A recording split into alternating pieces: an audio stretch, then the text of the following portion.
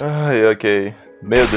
Esse vídeo é uma conversa sobre medo, porque eu tava querendo muito mesmo falar de jogos de terror, não só de jogos, de qualquer coisa de terror. Eu fiquei meio que viciado em coisas de terror recentemente, tanto que eu quero zerar Silent Hill 2 agora. Eu queria muito falar sobre medo, sobre aquilo que assusta, aquilo que deixa qualquer um apavorado, mas sinceramente, eu não tenho muita ideia do que falar, não tenho muito sobre o que, sabe, indicar ou dissertar essas coisas, porque, sinceramente, eu sempre fui uma criança muito medrosa, então eu não tinha coragem de sair vendo filmes de terror, nem com outras pessoas. Isso porque, não tinha outras pessoas pra ver, mas isso não importa, porque ainda assim, agora, nesse exato momento, o medo virou uma das coisas mais interessantes de se consumir. O terror é uma das coisas mais interessantes de se consumir, na verdade. Principalmente pra mim, que eu adoro tentar entender como funciona a mente humana e, sinceramente, a forma como a gente reage a coisas que nos dão medo é algo bem legal de tentar entender. Tá, eu sei que eu pareci um esquisitão agora, mas, por favor, releva aí. Bom, mas eu comecei realmente a me interessar mais por isso agora, e eu percebi o quanto que é um mundo bem legal. Eu sempre fui o cara de, sei lá, jogar jogo de ação,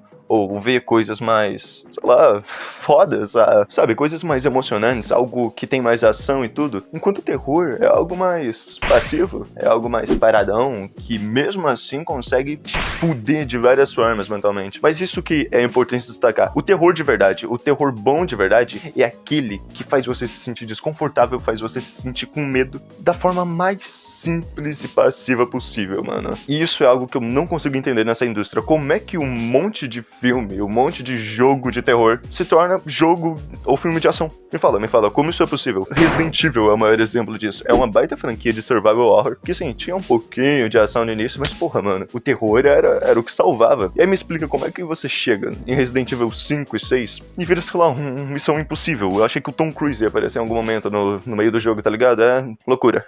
E eu tô indignado porque é bizarro como a ação substituiu o terror, mano. Eu tive o processo inverso. Eu era o cara de ver filme de ação, de ver jogo de ação, de ver coisas de ação, e eu migrei pro terror porque eu achei que o terror era mais legal, era mais interessante. Não tô conseguindo entender como é que o contrário pode acontecer. Eu gostaria de entender, mas sinceramente acho que eu não vou, não por agora. E na moral, nem é pra isso que eu tô aqui. Esse nem é o foco do vídeo, eu não tô aqui pra, sei lá, reclamar de jogos que eram de terror e viraram de ação, não tô aqui pra isso. O foco desse vídeo é mais, sei lá, é um vídeo mais avulso, uma conversa, para falar mais dos aspectos do terror. Já aproveitando que eu tava falando de Resident Evil, já bora falar de survival horror que, mano, na moral, eu acho que isso só existe em jogo, né? Eu não sei se isso existe em filme, não quer saber não, fica aí paradinho, eu mesmo vou pesquisar.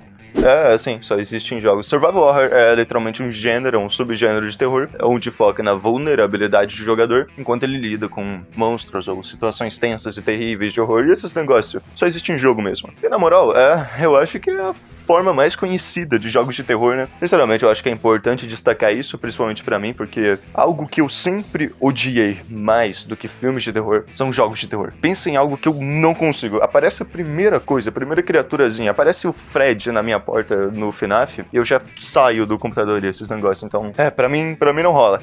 Tá, mas não só falando de jogos, falando de obras mais abrangentes, algo que eu gosto bastante, mano, é o medo do desconhecido. Porque é muito normal a gente ver por aí obras, filmes ou qualquer coisa de terror que é literalmente, sei lá, uns monstrinhos correndo atrás das pessoas, né? Uns monstrinhos, tipo uns bichos bizarros e atormentador, entenderam? Mano, é filme de terror, né? É um terror, é um tipo de terror. Mas pra mim, um dos tipos de terror mais broxas que existem. Pra mim, o fato de ter um bicho ali, algo apalpável, algo que pode ser lidado, sei lá, não é diferente.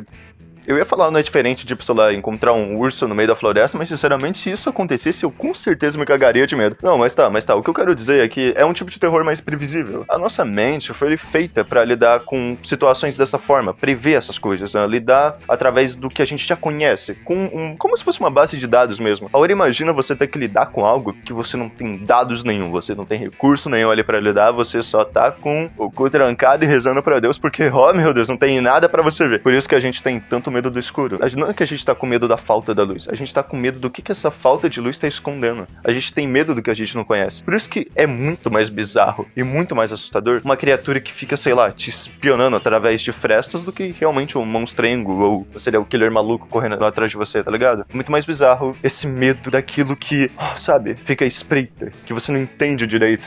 Isso é muito mais bizarro, muito mais creepy. E, com certeza, o pior tipo de terror que existe no sentido de fazer você se cagar de verdade é aquele que usa do Vale da Estranheza.